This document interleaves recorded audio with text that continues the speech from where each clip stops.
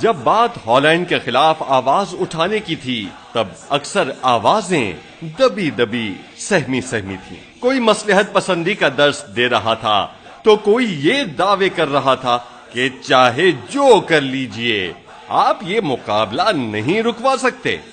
مگر اب جب ایسا ہو گیا ہے تو آپ کو ہر طرف فتح کے بگل بجتے سنائی دیں گے اور لوگ اس کا کریڈٹ لینے کی بھرپور کوشش کریں گے. جب یہ واضح ہو گیا ہے کہ منسوخی خود گیرٹ وائلڈر نے کی تو یہ جاننا ضروری ہے کہ وہ ایسا کرنے پر کیوں مجبور ہوا. جس وقت اس گستاخانہ مقابلے کی خبر پھیلی تو مسلمانوں میں تشویش کی ایک لہر دوڑ گئی. کچھ لوگ اس مقابلے کو بات چیت سے رکوانے کی بات کر رہے تھے تو کچھ OIC کا راگ الاپ رہے تھے.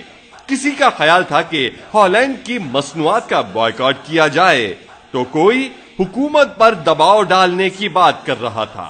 مگر کم از کم یہ سارے لوگ اس مقابلے کو منسوخ تو کرانا چاہتے تھے کیونکہ ہمارے ہاں ایسے لوگوں کی بھی کوئی کمی نہیں تھی جو دوسرے لوگوں کے حوصلے بھی پست کر رہے تھے کہ جناب آپ کے احتجاج اور بائیکاٹ سے کچھ حاصل نہیں ہوگا. یاد رہے کہ ایسے گستاخانہ مقابلے اور ان کے نتیجے میں احتجاج پہلے بھی کئی بار ہو چکے ہیں مگر کسی بھی احتجاج کے نتیجے میں ایسا کوئی بھی مقابلہ منسوخ نہیں ہوا. خادم حسین رضوی کو ان کی تند و تیز تقاریر کے لیے جانا جاتا ہے. ممتاز حسین قادری کی رہائی کے لیے چلائی جانے والی تحریک اور ختم نبوت سے متعلق حلف نامے میں تبدیلی کے نتیجے میں وزیر قانون سے استعفیٰ لینے کے بعد خادم حسین رضوی کا نام دینی حلقوں میں خاصا مقبول ہو گیا. تاہم اتنی ہی مخالفت لبرل عناصر اور میڈیا کی جانب سے کی جانے لگی. بہرحال اس بار جب یہ فتنہ کھڑا ہوا تو سب کی نظریں خادم حسین پر ٹکی ہوئی تھیں. اپنے ملک میں جلاؤ گھیراؤ کرنے کے بجائے خادم حسین رضوی نے سیدھا ہالینڈ پر ایٹم بم گرانے کی بات کی جسے اس وقت شدید تنقید کا نشانہ بنایا گیا. بہرحال خادم حسین رضوی نے صرف ایٹم بم پر ہی اکتفا نہیں کیا بلکہ اپنے بیان میں گیرٹ وائلڈر کو جان سے مارنے کی تلقین کی. اس کے خلاف قتل کا فتویٰ جاری کیا جو کہ بہرحال شریعت کا تقاضا بھی تھا اور ہر عاشق رسول صلی اللہ علیہ وآلہ وسلم کے دل کی آواز بھی. خادم حسین رضوی کے سخت موقف کے باعث ہر گزرتے دن کے ساتھ گیرٹ وائلڈر کا خوف بڑھتا ہی گیا اور آخرکار اس کے خوف نے اس پر اس قدر غلبہ کیا کہ اس نے اس گستاخانہ مقابلے کو منسوخ کرنے کا فیصلہ کر لیا. گیرٹ وائلڈر نے مقابلہ منسوخ کرنے کی وجہ مولوی کا فتویٰ ذکر کیا اور سب سے اہم بات یہ ہے کہ خادم حسین رضوی نے یہ کارنامہ بغیر کسی جلاؤ گھیراؤ کے کر دکھایا.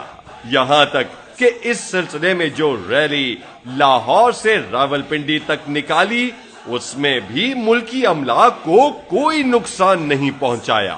اس ریلی کے دوران راستے میں آنے والے سینکڑوں شیل پیٹرول پمپوں میں سے کسی ایک پر پتھر بھی نہیں مارا گیا. حالانکہ شیل کا ہالینڈ کی کمپنی ہونے کے باعث بائیکاٹ کرنے کا اعلان کیا گیا تھا.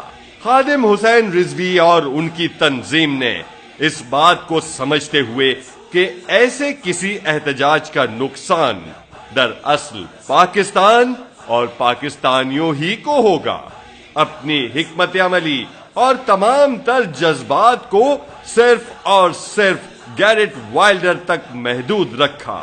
لہذا یہ کہنا غلط نہیں ہوگا کہ مسلم دنیا کو ملنے والی اتنی بڑی کامیابی کا صحرا خادم حسین رضوی اور پاکستان کی عوام کے سر جاتا ہے.